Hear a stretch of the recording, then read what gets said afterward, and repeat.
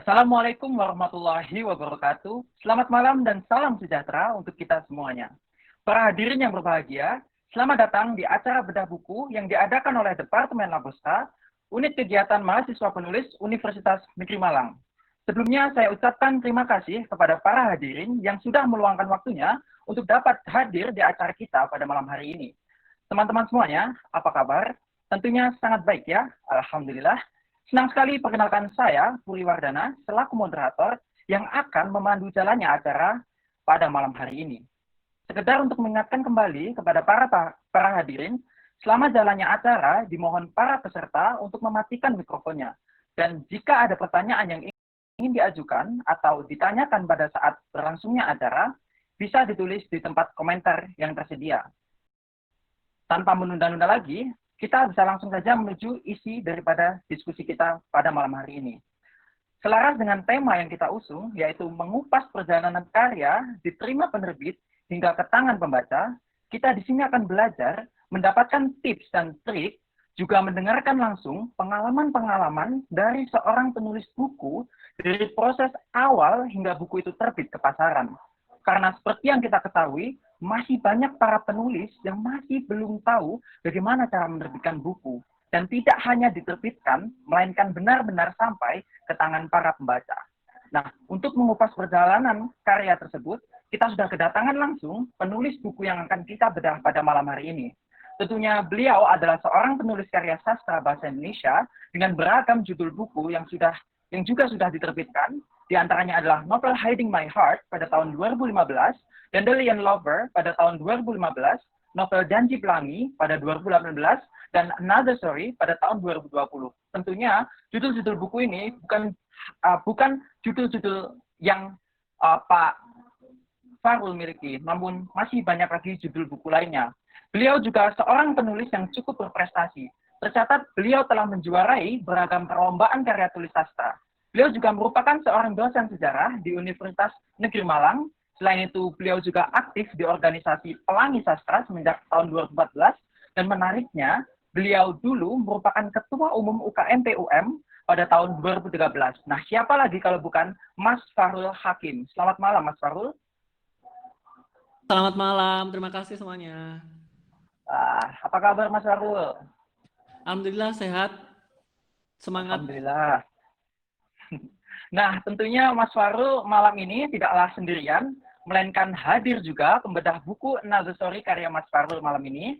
Beliau adalah seorang penulis dengan beberapa judul buku yang tentunya juga beberapa tulisannya sudah mendapatkan beragam apresiasi.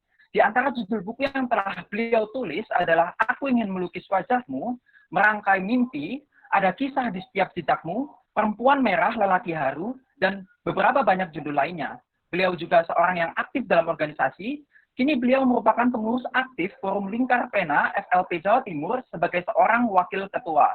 Nah, inilah Mbak Fauzia Rahmawati. Selamat malam, Mbak. Malam, Assalamualaikum. Waalaikumsalam. Apa kabar, Mbak? Assalamualaikum, terdengar nggak? Dengar. Alhamdulillah. Suaraku udah masuk? Sudah. Sudah. Oke, sip. Ya. Sesuai dengan urutan acara yang sudah kami sampaikan sebelumnya, sesi yang pertama adalah pembedahan buku Another Story karya Mas Farul. Nah, berbicara sedikit mengenai novel ini, novel ini mengangkat kisah kehidupan remaja dengan segala polemik dan permasalahannya, baik dengan dirinya sendiri maupun lingkungannya, atau bahkan keluarganya sendiri. Yang mana permasalahan-permasalahan ini tentunya sangatlah dekat dengan kita, atau bahkan bisa saja pernah kita alami, atau sedang kita alami saat ini. Nah, untuk mengulik lagi, mungkin kita bisa langsung saja menuju ke pembedah buku ini, Ibu Fauzia, Mbak Fauzia, untuk menjelaskan lebih detailnya mengenai novel ini.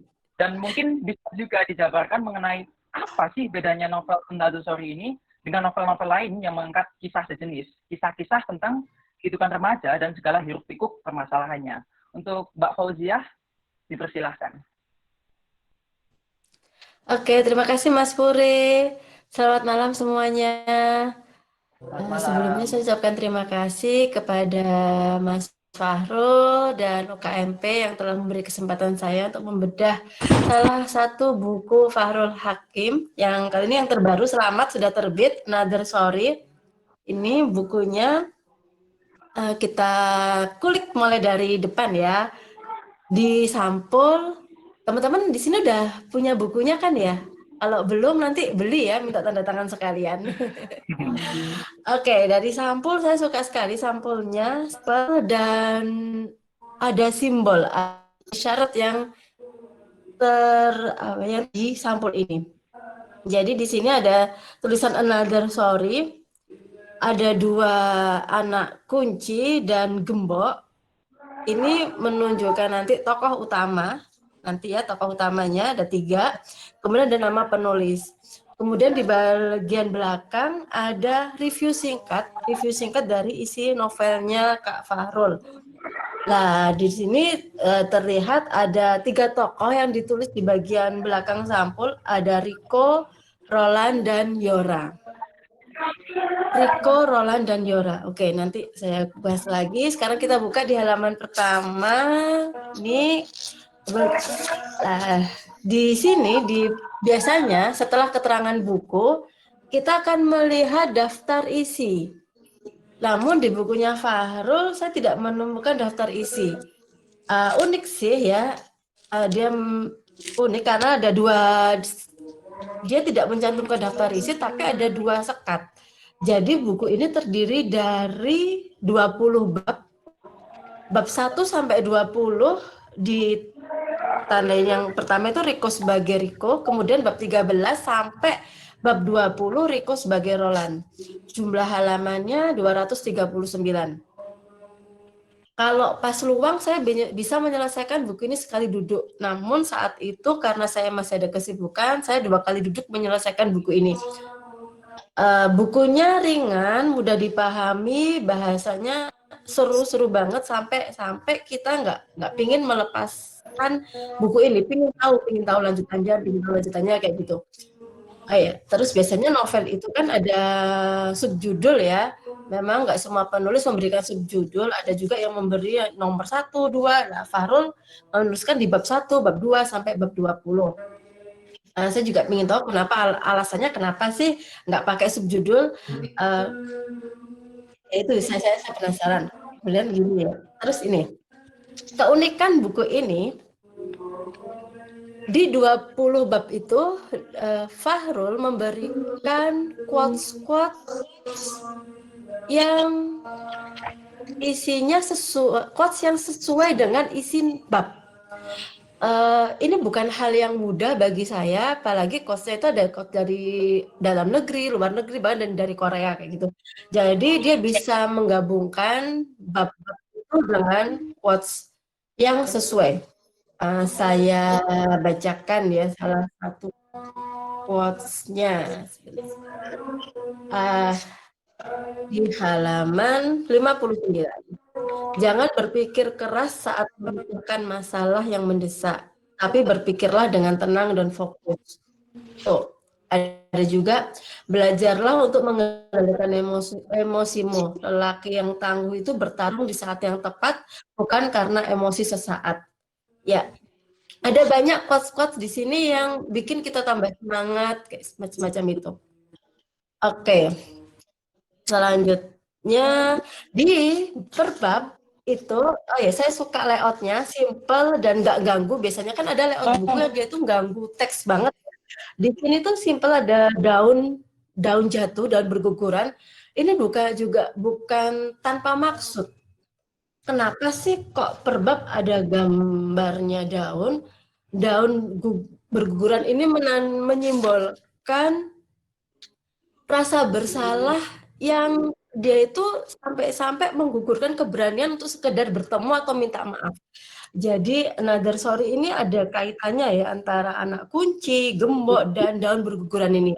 Ini tingkat kecerdasan seseorang bisa dilihat dari buku yang ia tulis, dan ini saya lihat dari bukunya Fahrul, di mana mulai dari sampul, desainnya, entah dia itu udah koordinasi dengan desain sampulnya atau udah yang reguler atau gimana, tapi udah terlihat banget. Terus ada quotes-nya juga. Jadi meskipun ringan, ada pengetahuan lebih, ada informasi lebih yang diberikan Fahrul di sini. Dan saya memang tipe orang yang baca bukan hanya sekedar hiburan, tetapi harus ada sesuatu yang saya dapatkan. Tuh, itu tadi dari segi sekilas tadi. Kemudian sekarang kita ke tokoh. Ada 3 tokoh utama, yaitu Riko, Roland, dan Yora. Riko dan Roland ini adalah saudara kembar yang terpisah sejak kecil karena orang tuanya divorce, broken home, semacam itu ya. Riko tinggal dengan ibunya, Roland dengan ayahnya. Ibunya Riko ini, beliaunya adalah seorang yang bekerja, yang aktif di luar, sehingga kurang memberikan perhatian kepada Riko. Roland, ayahnya menikah lagi dengan Bunda Rahmi. Roland memanggilnya dengan panggilan Bunda Rahmi, dan beliaunya memberikan perhatian seperti orang ibu kepada anaknya gitu.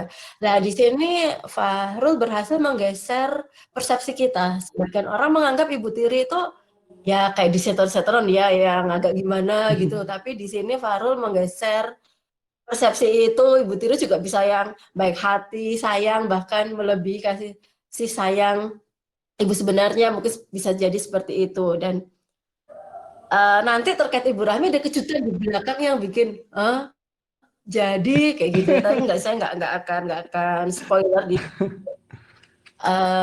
Jadi kenapa sih Ibu Rahmi ini sangat sayang banget ke Roland, ternyata di agak-agak akhir itu ada kejutan yang dibuat oleh Fahrul gitu. Kemudian tokoh ketiga Yora. Yora seorang perempuan keturunan Korea. Nanti dia akan menjadi penyeimbang di antara Riko dan Roland.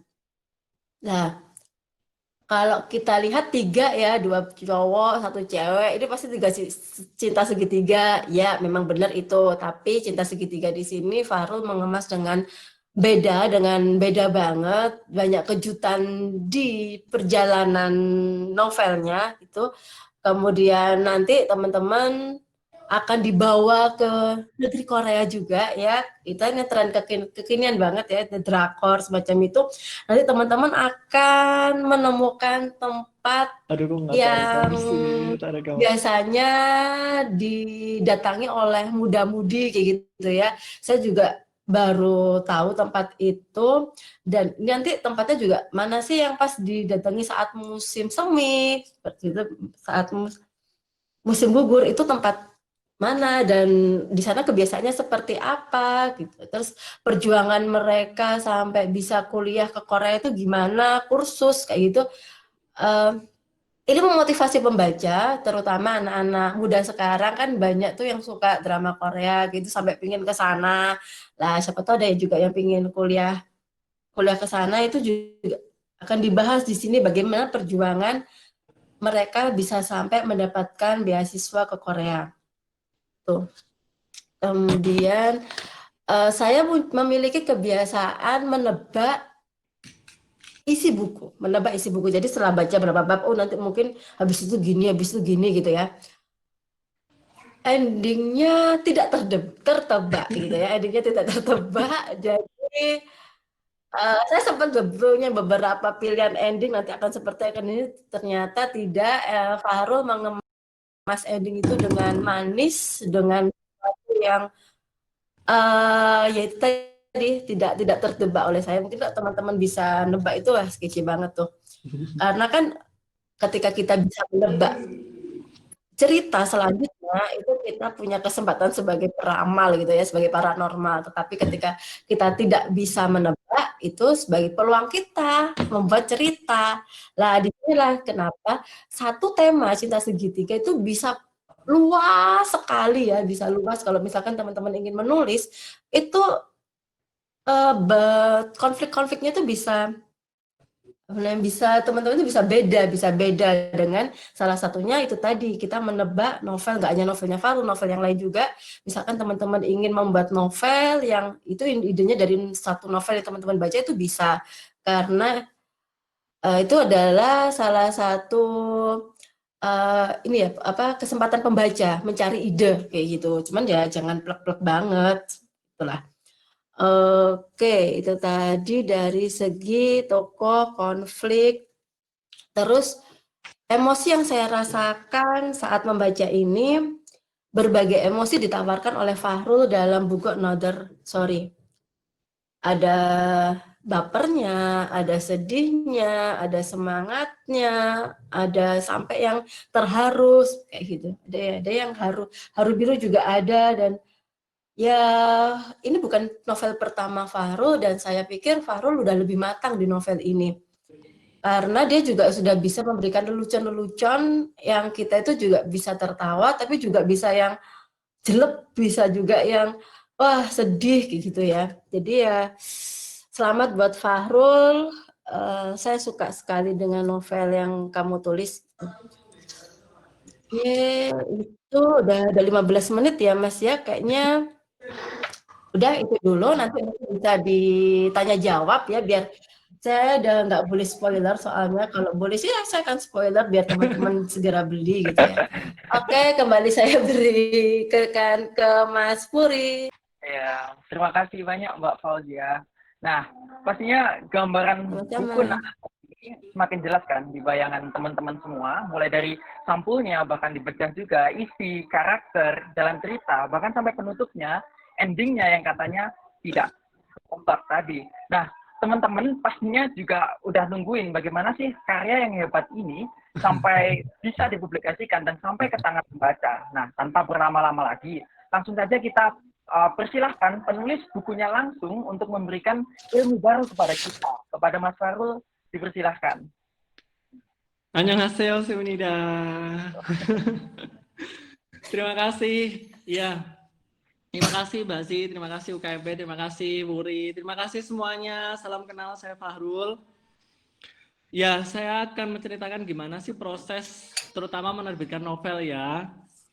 Ya, jadi yang pertama, perjalanan novel ini sebenarnya cukup panjang. Jadi ini saya selesai tulis itu 10 tahun yang lalu, yaitu 2010 saya selesai nulis novel ini. Cuma waktu itu karena saya masih sangat newbie ya, baru lulus SMA, jadi masih banyak kekacauan gitu loh di naskah saya itu. Masih banyak salah tulis, salah logika gitu. Akhirnya saya coba kirim ke penerbit, kemudian ditolak, dan waktu itu saya dongkol, marah, kecewa, dan ketika ditolak setahun kemudian tuh saya marah. Akhirnya saya nggak mau ngirim ke penerbit gitu. Saya diamkan naskah itu, saya simpen naskah itu, nggak pernah saya buka lagi sampai 4 tahun yang lalu baru saya buka lagi. Kemudian saya revisi dan saya kirim lagi ke penerbit. Alhamdulillah tahun lalu diterima, kemudian tahun ini diterbitkan. Jadi prosesnya ketika kalian ingin menulis atau menerbitkan buku, yang paling jelas adalah kalian tulis dulu novelnya sampai selesai ya.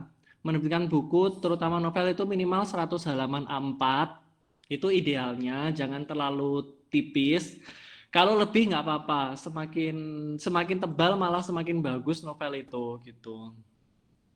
Tapi kalau kurang dari 100 halaman itu terlalu tipis. Itu nanti berpengaruh pada biaya cetak dan biaya penerbitan juga. Nah, setelah kamu tulis sampai selesai, minimal 100 halaman itu, kamu cek dulu. Kamu cari penerbit yang cocok sama naskah kamu. Nah, gimana caranya cari? Kamu coba ke toko buku, kenali dulu penerbit, misalnya penerbit Gramedia itu sukanya buku-buku novel yang kayak gimana sih gitu. Terus penerbit Bentang sukanya novel-novel yang agak islami mungkin, nah itu bisa. Jadi kamu kenali dulu. Ini supaya penting, supaya nggak salah jodoh gitu loh. Gitu. Kalau kamu maksa novel islami ke Gramedia itu kurang cocok karena mereka lebih suka novel umum daripada novel-novel islami gitu. Jadi kamu pahami dulu penerbitnya. Jadi kadang ditolak penerbit itu bukan karena naskahnya jelek, tapi kamu salah milih penerbit gitu. Terus setelah kamu tahu udah cocok penerbitnya sama kamu, kamu buka web penerbit. Di situ ada persyaratan cara mengirim naskah ke penerbit. Sekarang itu udah enak, kalau kita ingin mengirim naskah ke penerbit itu bisa lewat email, nggak harus pos. Kalau dulu saya harus pos, harus ngeprint, harus jilid, terus harus keluar biaya pos yang cukup mahal juga. Tapi sekarang cukup lewat email saja. Semua penerbit sudah via email aja, jadi lebih gampang. Setelah dikirim, jangan lupa berdoa. Kita tunggu 3 sampai 1 tahun, karena di penerbit itu setiap hari naskah yang masuk itu banyak, jadi harus antri. Proses seleksinya itu antri. Nah, biasanya sekitar 6 bulan itu udah dikabari kok. Nanti dikirimi email tentang jawaban atas seleksi naskahmu itu diterima atau diterbitkan gitu. Jadi nanti kalau diterbitkan, kalian sebulan kemudian kalian akan dikirimi surat kontrak, terus disuruh tanda tangan, terus setelah itu kalian akan diajak mengedit naskah kalian gitu, diajak mengedit lagi karena biasanya masih ada kesalahan tulis, kesalahan logika gitu. Setelah diedit, kemudian kita akan diajak ngobrol soal cover. Jadi sampul bukunya mau kayak gimana gitu. Kalian bisa usul, terus udah sebulan kemudian novel kalian akan terbit di penerbit itu, akan diedarkan ke toko buku. Nah, kalian tinggal promosi novel kalian dengan sebaik-baiknya supaya pembaca bisa mengenal karya kalian dengan lebih baik. Itu sih garis besarnya cara menerbitkan novel gitu yang saya lakukan selama 10 tahun ini. Gimana? Saya kembalikan ke Mas Wuri. Oke. Terima kasih Mas Farul. Nah, sekarang kita langsung ke sesi tanya jawab. Nah, kita sekarang sudah berada di sesi tanya jawab pada diskusi pada malam hari ini. Dan kita sudah mendapatkan beberapa pertanyaan terpilih yang diambil dari komentar para hadirin selama diskusi berlangsung. Nah, sesi tanya jawab kita buka dengan beberapa pertanyaan terpilih terlebih dahulu yang akan saya bacakan dan sekaligus tanyakan kepada Mas Farul dan Mbak Fauziah mungkin selaku pemateri pada malam hari ini. Nah, pertanyaan yang pertama mengarah ke mungkin lebih ke Mas Farul. Kenapa sih kok Mas Farul memilih tema atau mungkin aliran remaja, kisah tentang remaja, sedangkan kisah tentang remaja itu banyak diangkat di Indonesia?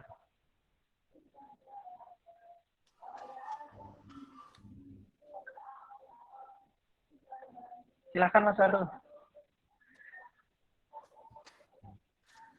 Suaranya Mas Farul ke mute. Iya. Ya, terima kasih. Jadi sebenarnya ini aku tulis novelnya ini ketika aku masih remaja, kan 10 tahun yang lalu aku masih remaja. Masih baru lulus SMA. Gitu. Dan waktu SMA itu aku suka banget baca tenlit gitu loh, gitu. Kalau lagi bosan gitu, ke perpus itu aku selalu baca tenlit. Dan itu aku merasa terhibur, kemudian mendapatkan informasi, mendapatkan inspirasi, terus kemudian aku pengen banget bisa nulis novel remaja juga gitu. Jadi waktu itu aku pengen sebelum lulus sekolah, sebelum lulus SMA itu aku bisa menerbitkan buku sendiri gitu. Tapi waktu itu impian itu belum terkabul, nggak apa-apa. Tapi yang paling penting adalah menurutku selain pembaca novel remaja itu dari dulu sampai sekarang itu sangat banyak, menurutku sangat penting untuk mengajarkan nilai pendidikan karakter terhadap remaja gitu loh.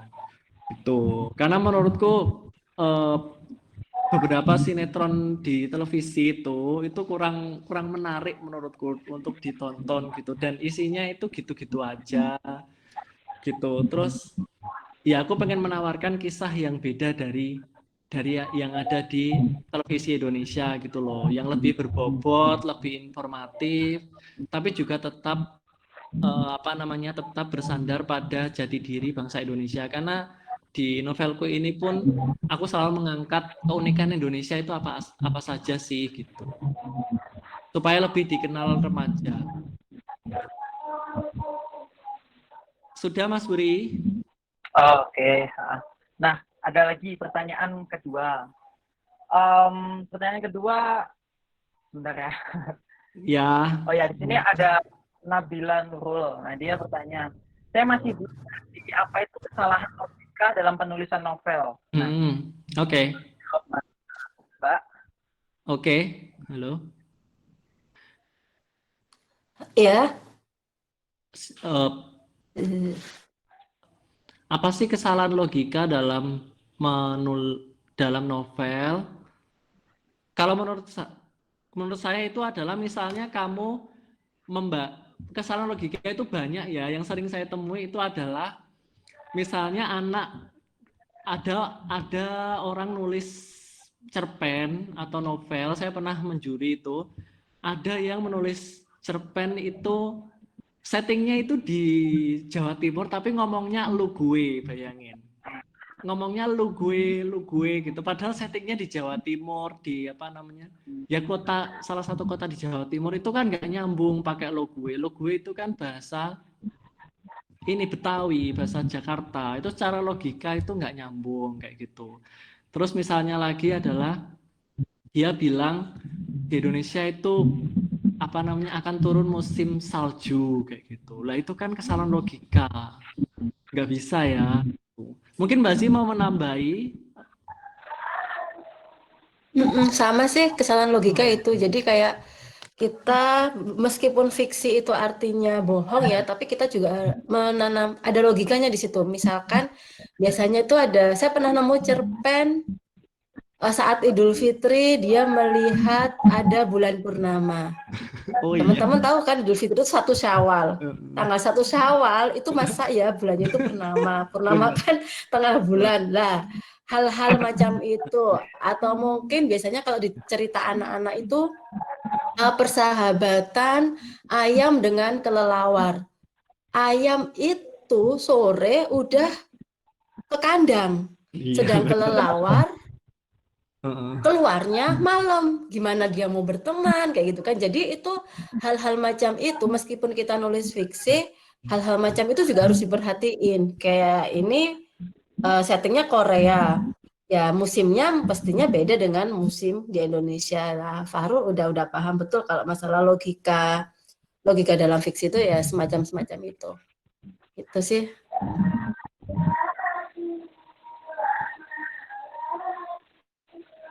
Dilanjut ya. Ya. Ada lagi pertanyaan dari teman kita. Nah, dia bertanya, boleh nggak sih mengirim buku kita atau novel kita ke penerbit lain? Di saat buku itu sudah kita coba ke satu penerbit, jadi dia ngirim ke 2 penerbit. Apakah itu diperbolehkan? Oke. Itu sebenarnya tidak etis gitu ya. Itu kita harus menunggu minimal 3 bulan di satu penerbit. Nah, kalau udah 3 bulan kamu coba telepon atau email penerbitnya gitu untuk menanyakan naskah kamu. Nah, setelah kamu email terus apa namanya misalnya dijawab masih diseleksi. Nah, itu kamu sebaiknya tunggu aja gitu. Karena apa namanya takutnya malah membuat penerbit itu nanti marah atau kecewa karena mereka udah susah-susah baca naskah kamu, terus mereka tertarik untuk menerbitkan, malah kamu kirim ke penerbit lain, lah itu nanti malah mereka kecewa dan nggak mau baca naskah kamu yang lain kayak gitu. Jadi sebaiknya ditunggu aja dulu sampai ada kabar. Kalau memang sampai 6 bulan nggak ada kabar, lah itu kamu email. Atau kamu kalau memang punya penerbit lain yang bisa lebih cepat, kamu tarik aja naskahnya, kamu kirim email ke penerbit itu. Mbak Zi mungkin mau nambahin?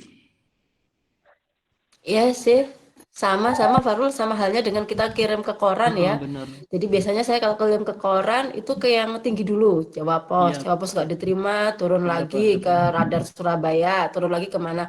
Sama dengan novel. Targetin dulu yang agak tinggi, yang sesuai dengan genre teman-teman. Tunggu 3 bulan sampai 6 bulan. Kalau misalkan memang mentok nggak ada jawaban, teman-teman bisa ngasih email. Mohon maaf, naskah saya yang berjudul ini saya kirim tanggal ini, saya tarik kembali. Jadi kita menarik itu pun ada pemberitahuan email. Silakan Mas Wuri. Oh ya, ini lagi nggak apa-apa ya. Nggak apa-apa. Itu ini mungkin pertanyaan yang banyak ditanyakan sama penulis-penulis. Nah, gimana sih caranya biar bisa konsisten dalam menulis dan berani menerbitkan bukunya ke penerbit? Nah, Oke. itu. Aduh. Iya, Oke. aku dulu Mbak Zia. Iya, Terus Mbak silakan. Zi. Oke. Ya konsisten menulis itu memang gampang-gampang susah. Waduh. Kalau aku gini sih, aku punya kayak buku harian atau jurnal gitu. Terus aku punya kayak daftar mimpi gitu loh, daftar mimpi gitu. Daftar mimpi selama setahun misalnya. Setahun ini pengen ngapain aja, pengen kemana aja, pengen punya apa aja lah. Itu biasanya aku tempel di tempat yang mudah terlihat gitu. Misalnya di depan pintu, di mana di meja belajar, di depan WC juga boleh. Pokoknya di tempat yang gampang terlihat. Nah itu sih salah satu motivasi kayak ditegur terus gitu loh, ditegur. Kalau kita menuliskan mimpi kita itu kayak ada yang negur gitu loh, kayak ada yang negur gitu. Itu sih yang sering memotivasi aku. Tapi selain itu adalah kamu harus memantapkan diri. Kalau pengen meraih mimpimu itu, apapun mimpimu, kalau mau jadi penulis ya mental dan niatnya itu dikuatkan dulu. Kenapa? Alasan terbesarmu jadi penulis itu apa gitu loh. Kalau dulu alasan terbesar saya pengen jadi penulis adalah saya untuk pengen dikenal lebih banyak orang gitu lewat karya saya gitu lewat karya saya. Tapi kalau sekarang sih pengen bermanfaat kepada lebih banyak orang sih gitu. Dengan tulisan saya itu mereka bisa mendapatkan informasi baru, bisa lebih terinspirasi, bisa lebih semangat hidup walaupun mungkin kadarnya kecil, tapi setidaknya saya sudah menyampaikan sesuatu gitu. Itu diperkuat dulu. Nah, setelah itu kuat, kamu harus latihan menulis tiap hari, apapun itu. Apalagi sekarang kan media sosial semuanya harus nulis kan, nggak mungkin media sosial itu nggak nulis. Kamu mau bikin caption Instagram aja mikirnya 1 jam, captionnya yang bagus apa ya gitu. Pokoknya latihan menulis. Kalau saya punya buku harian, jadi setiap hari saya nulis di buku harian itu. Kalau lagi nggak nulis fiksi, nulis di situ. Pokoknya dilatih terus menulisnya. Dan harus memenuhi target yang kamu inginkan kayak gitu. Karena jadi penulis itu harus tahan mental dan harus sabar. Terus gimana caranya berani menerbitkan buku? Kalau saya itu di UKMP diajari 2 hal, yaitu publish or perish, terbitkan atau mati gitu. Kalau saya sih eman banget ya kalau kita udah capek-capek nulis, capek-capek membuat karya, tapi karya itu tidak diterbitkan, malah hilang di laptop kita. Misalnya laptop kita kena virus, laptop kita hilang, dicuri orang gitu kan, eman banget ini udah nulis tapi malah hilang gitu. Padahal siapa tahu itu bisa menginspirasi banyak orang, siapa tahu itu bisa menghibur orang lain kayak gitu. Jadi kalau memang malu menerbitkan buku, kamu pakai nama samaran lo nggak apa-apa, pakai nama pena itu nggak apa-apa kok gitu. Yang penting terbitkan aja. Kalau sudah menerbitkan buku itu rasanya itu beda, rasanya itu kayak ada kepuasan tersendiri yang itu nggak bisa diukur dengan materi kayak gitu. Itu sih dari aku. Silakan Mbak Zi. Ini juga penulis Oke. yang produktif. Tadi pertanyaannya apa? Pertanyaannya apa Kak Puri? Pertanyaannya apa tadi ya? Gimana sih cara konsisten biar bisa nulis dan bisa berani ngirim ke penerbit? Oke, konsisten nulis ya. Sekarang kan kita nulis itu nggak hanya buku ya, meski saya juga mengkhususkan waktu untuk saat ini nulis buku. Zaman sekarang kan bisa nulis di blog, kita bisa nulis status ya Pak, kayak gitu kan. Kalau ditanya buku itu sebenarnya saya juga agak malu karena buku terakhir saya terbit 2015, tapi ini insya Allah udah nulis, sudah mau selesai lagi. Semoga mohon doanya bisa diterima penerbit mayor. Amin. Amin. Karena terlalu nikmat di blog ya. Jadi kalau di blog itu jujur ya, kalau kita bicara tentang pendapatan lebih banyak di blog gitu. Tapi kembali lagi ke niat awal, nulis itu ngapain nulis? Saya baca buku ini Simon Sinek yang Start with Why. Jadi diawali dengan why, mengapa, kenapa kok nulis? Nah, dari sinilah saya mulai oh iya ya, di mana Fauzia yang dulu nulis buku sampai akhirnya, terus saya akhirnya nulis ngedraft lagi, nulis lagi, dan alhamdulillah dengan adanya komunitas yang bikin bikin panas, yang lain terbit saya kok enggak, akhirnya lah nulis. Jadi komunitas itu penting teman-teman. Komunitas di saat kita sendiri nggak semangat nulis lagi, terus lihat teman kita bukunya terbit, kita ke toko buku, waduh aku kenal, waduh Fahrul udah nerbitin buku, aku belum. Nah itu yang panas positif ya, tapi itu menginspirasi biar itu nulis gitu. Kalau saya sendiri nulis itu eksistensi. Ketika saya menulis berarti saya ada. Itu kan pembeda kita. Banyak orang sukses, banyak sekali orang sukses, tetapi ketika dia tidak menulis, dia akan hilang. Dan tulisan-tulisan kita itu umurnya bisa lebih panjang dari kita, kayak gitu kan. Sekarang saya pernah membaca sekarang gini aja contohnya ya, Fahrul dosen gitu kan. Banyak dosen di Indonesia itu banyak sekali, tetapi yang dikenal kan karyanya, yang dikenal itu karyanya, apa yang dia tulis gitu. Ya, itulah kembali lagi di mengapa teman-teman nulis, karena itu adalah titik awal teman-teman memulai tulisan itu. Kalau masih apa aku harus nulis, teman-teman bisa ikut-ikut pelatihan, ikut-ikut seminar tentang kepenulisan. Terus lagi, saat kita menulis sesuatu yang positif, harapannya dari tulisan kita itu bisa menginspirasi orang lain. Dan semoga nanti kelak ya, ketika kita sudah meninggal, nanti kita lihat, siapa tahu tulisan itu bisa jadi tambahan timbangan positif kayak gitu kan. Kita kan nggak tahu ya amal mana yang akan diterima.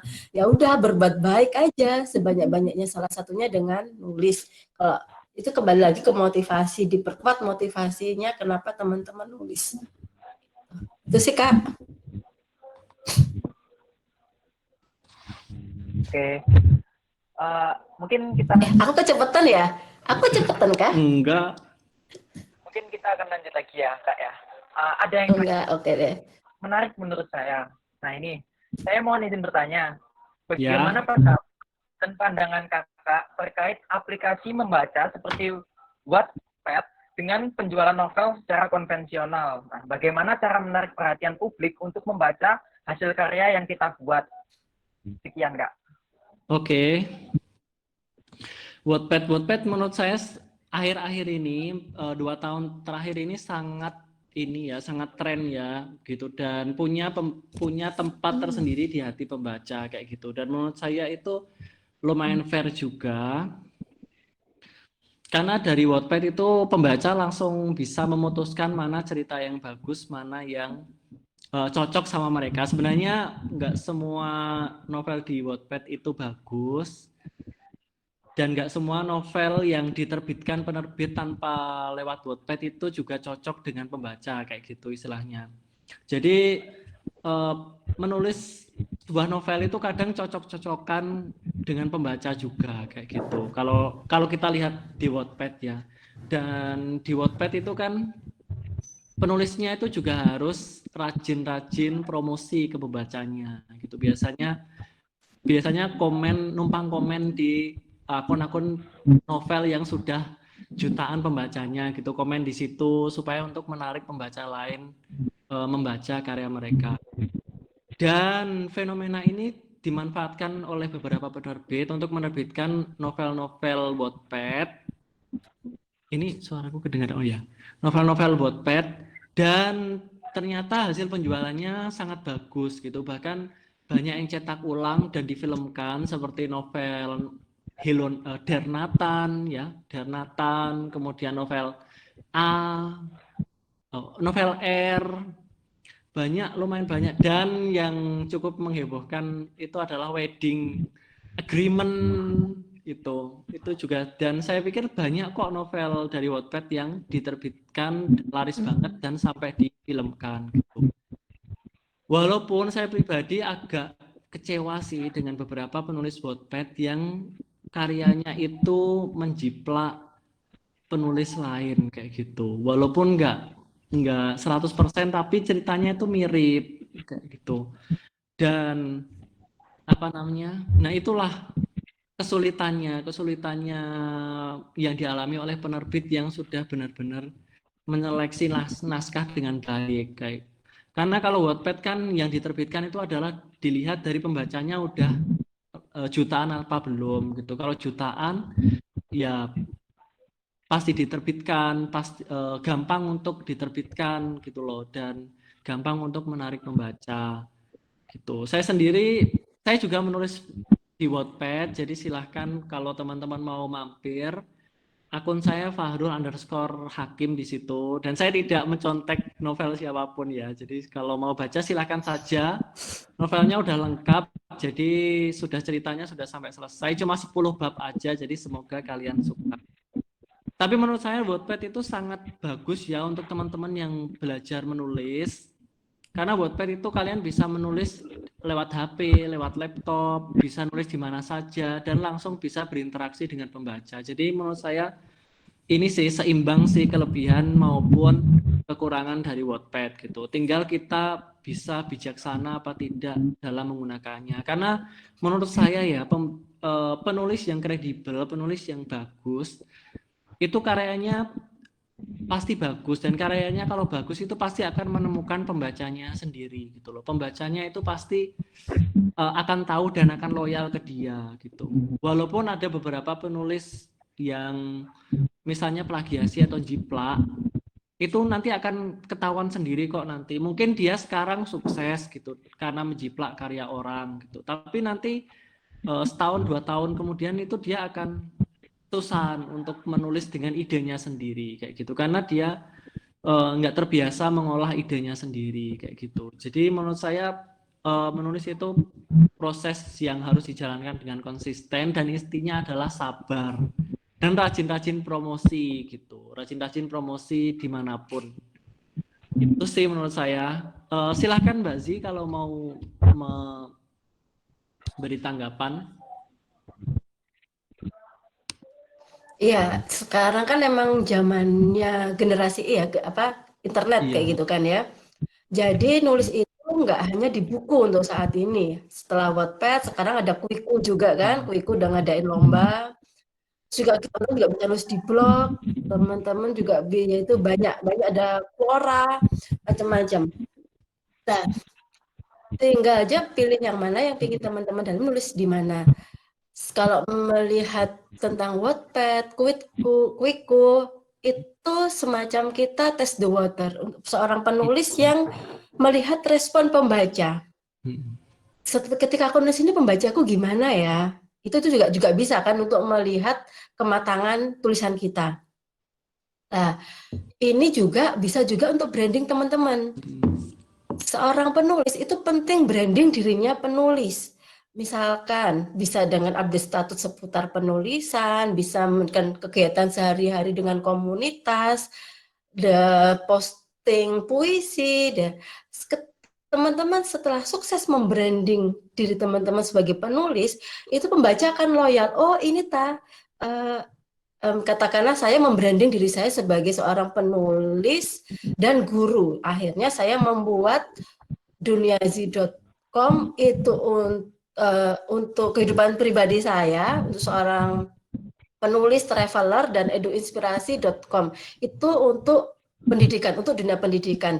Jadi branding inilah yang harus mulai teman-teman tanamkan, mulai teman-teman bikin. Jadi misalkan saya duniazi.com, saya bikin Instagramnya Duniazi, Twitternya Duniazi, eduinspirasi.com, saya bikin juga Instagramnya pakai Fauzia Ramawati, Twitternya Eduinspirasi, juga di YouTube.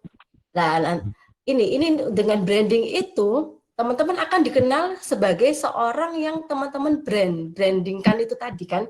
Branding beda dengan pencitraan. Kalau pencitraan itu bisa sekarang dikenal apa, besok sudah ganti, dan itu biasanya kan ya kita tahu lah pencitraan kalau mau pemilu kayak Binaras sudah habis itu kan biar hilang.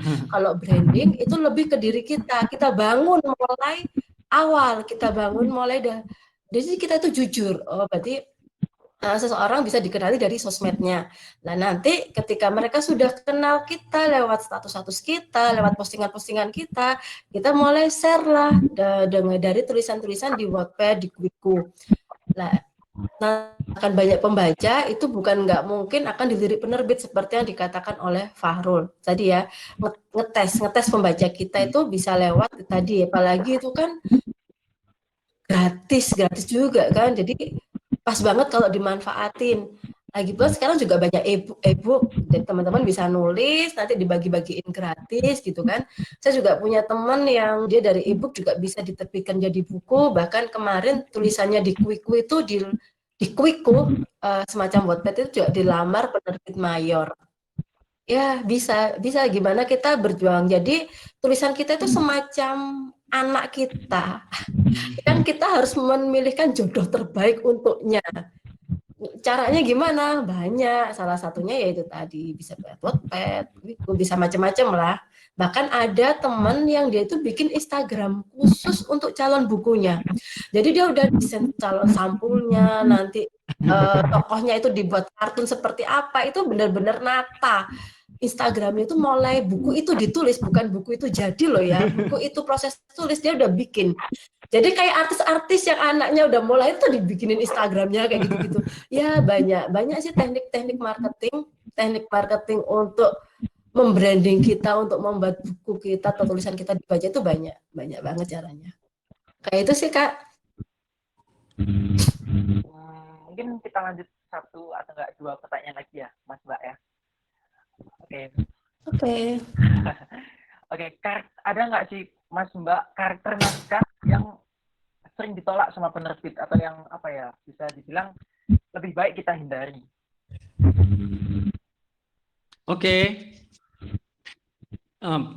Ya saya sering baca komentar dari para editor kenapa mereka menolak naskah-naskah atau naskah-naskah yang nggak mereka sukai. Kalau novel, karena saya lebih banyak menulis novel di penerbit mayor, itu biasanya adalah novel yang naskahnya itu adegannya dimulai dengan adegan bangun tidur gitu. Jadi misalnya di suatu pagi burung itu berkicau ria, kemudian terdengar suara ayam berkokok, kemudian jam beker di kamar Sinta berdering dengan keras gitu, kemudian Sinta bangun dengan panik karena hari ini akan ujian dan dia telat bangun, dia belum mandi, dia belum makan, belum ganti baju, kemudian dia marah-marah ke ibunya kenapa dia bisa bangun kesiangan lah. Novel-novel yang adegan pertamanya atau adegan awalnya itu adegan bangun pagi, datang terlambat ke sekolah yang sinetron tadi, itu adalah novel-novel yang tidak disukai oleh penerbit gitu. Jadi penerbit itu pernah membuang atau mengembalikan 10 novel hari karena setiap 5 halaman pertama dari novelnya itu adalah adegan orang bangun tidur atau adegan orang yang panik bangun tidur karena telat atau karena ada apa gitu. Jadi kalian mulailah Karena editor itu juga membaca 5 atau 10 halaman pertama dari naskah kita. Kalau 5 atau 10 halaman pertama dari naskah kita itu udah kurang menarik atau bertele-tele, itu biasanya langsung ditolak kayak gitu. Jadi kalau bisa kamu kayak nonton film lah istilahnya kayak gitu, atau dengerin lagu atau makan gitu. Kalau makan suapan pertamanya aja udah nggak enak, apa kamu mau lanjutin gitu kan? Pastinya enggak, biasanya sih enggak gitu. Sama kayak nonton film 3 menit pertama itu sangat menentukan. 3 menit pertama aja filmnya udah bosen, udah nggak sesuai dengan bertele-tele bagi kamu, itu biasanya pasti kamu nggak mau nerusin kayak gitu. Jadi kalau nulis novel, buatlah 10 halaman pertamamu itu sebaik mungkin, sedahsyat mungkin gitu. Bisa jadi 10 halaman pertamamu itu adalah langsung pada konflik utamanya gitu misalnya. Itu juga boleh loh, kan dalam nulis novel kita boleh pakai alur maju mundur kayak gitu. Itu sih, selain dari kesalahan logika, kesalahan tulis gitu, atau kesalahan administrasi. Jadi perhatikan dengan baik. Penerbit itu minta ukuran kertasnya kayak apa, terus ukuran fontnya kayak apa, itu. Dan kalau nulis novel nggak usah dikasih gambar-gambar yang alay-alay itu ya. Misalnya kamu kasih gambar apa gitu, kecuali gambarnya memang kamu gambar sendiri, itu nggak apa-apa. Tapi kalau gambarnya itu ngambil foto-foto di internet gitu, nggak usah dihias lebay gitu, ada page bordernya segala macam, itu nggak usah gitu. Yang penting yang dilihat itu tulisan kamu kok, bukan hiasan dari naskah kamu gitu. Itu sih dari aku. Mungkin Mbak Zi mau menambahkan? Iya, jadi ya secara garis besar aku sepakat sama Fahrul. Bedanya nggak hanya dari penerbit ya, tapi juga ketika menjuri cerpen, bedanya penulis pemula dengan penulis yang sudah berpengalaman itu memang di awal cerita. Awal cerita, kalau pemula biasanya dia mendeskripsikan seperti tadi yang Fahrul katakan, namanya alarm, bangun tidur. Tapi kalau misalkan dia udah penulis pengalaman, dia langsung di masalah. Seperti di novelnya Fahrul ini, prolognya dia udah masalah. Udah masalah. Jadi teman-teman langsung aja masalah itu taruh di depan. Kemudian nanti bisa saja teman-teman meneruskan masalah itu, atau mungkin kembali ke titik sekarang. Jadi katakanlah masalah itu adalah kejadian yang harusnya di ending. Dan untuk triknya biasanya misalkan saya bikin cerpen gitu ya, alurnya maju, itu dipotong-potong per paragrafnya. Kira-kira yang menarik ini paragraf yang mana? Oke, paragraf menarik itu tempel bagian depan. Sama aja dengan novel. Nanti dicek mana yang menarik, itu taruh di depan. Karena 5-10 halaman pertama itu adalah cara kita promosi ke editor. Kalau editor sudah tertarik, oke, udah lancar, udah. Terus selain itu, sekarang banyak tema-tema yang mirip-mirip ya di pasaran, terutama masalah cinta, masalah remaja itu pastilah banyak. Kita bisa cek sekarang aja Laila Majnun itu udah sama aja dengan novel Kasih Tak Sampai, sama juga dengan novelnya Pram, juga ada beberapa kan yang kasih tak sampai itu. Tapi mengapa mereka tetap bisa dinikmati? Karena ada sisi pembedanya. Bisa jadi setting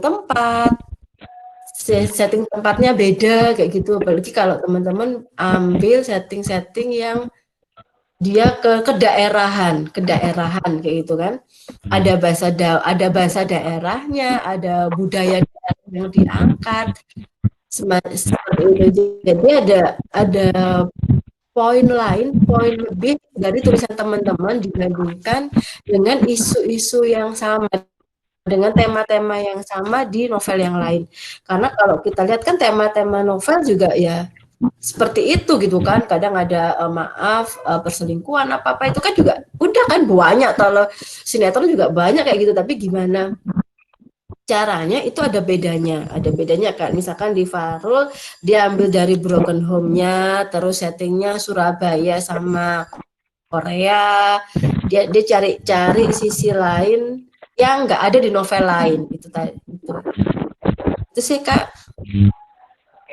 sama banyak doa ya, siapa tahu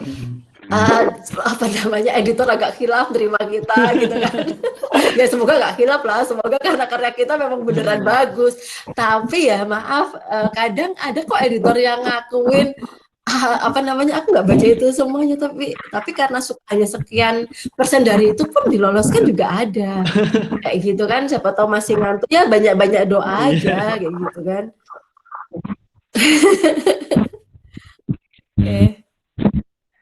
Oke, mungkin kita akhiri saja ya sesi tanya jawab pada malam hari ini. Kami jawab semua pertanyaan terpilihnya. Kami juga memohon maaf atas tidak terpilihnya pertanyaan-pertanyaan lain dari para hadirin karena keterbatasan durasi waktu juga. Saya akan mencoba untuk menyimpulkan hasil diskusi bedah buku kita pada malam hari ini. Walaupun sering ditolak, kecewa adalah hal yang wajar, tapi jangan biarkan kecewa itu menjadi sesuatu yang abadi atau selamanya. Terbitkan atau tenggelam. Pada awal menulis novel, tulislah sampai selesai. Bagian awal pada novel kita itu sangat penting. 10 halaman terbaik dan terdahsyat kalau bisa. Lalu cek dan cari penerbit yang cocok dengan jenis novelmu. Buka web penerbit, cari bagaimana cara kirim naskah. Jangan lupa berdoa. Naskah itu memang tidak akan diterima secara instan, bahkan bisa menahun. Tapi itu hal yang wajar. Dan promosi novel dengan sebaik-baiknya. Nah, hadirin yang berbahagia, kita sekarang sudah berada di penghujung acara Bedah Buku UKMP UM. Sebelum saya menutup acara pada malam hari ini, akan ada sesi foto dan penyampaian beberapa informasi terkait acara Bedah Buku UKMP UM hari ini. Nah, untuk mengabadikan momen yang sangat bermanfaat ini, marilah kita berfoto bersama melalui layar diskusi para hadirin sekalian. Nah, saya mengimbau untuk para hadirin untuk menyalakan kameranya karena sesi foto akan segera dilaksanakan. Sama ini ya.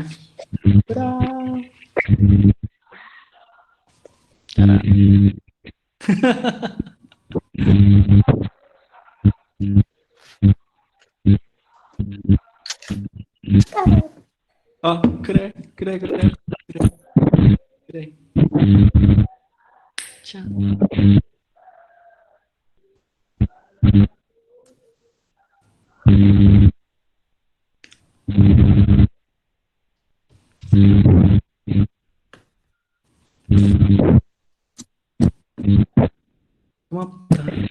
Oke. Selanjutnya, saya akan menyampaikan terlebih dahulu beberapa informasi penting yang berkaitan dengan bedah buku pada malam hari ini. Salah satunya tentang sertifikat. Nah, penyerahan sertifikat paling lambat akan diberikan pada H+1 minggu semenjak acara ditutup.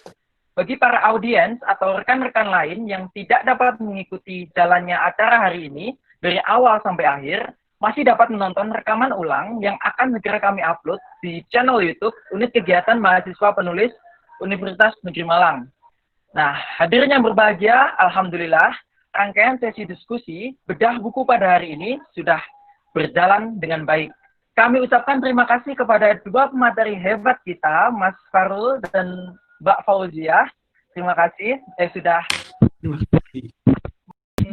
Terima kasih, annyeonghaseyo. Terima kasih untuk kedua pemateri kita pada malam hari ini yang sudah menyempatkan waktunya untuk berbagi ilmunya kepada kita semua.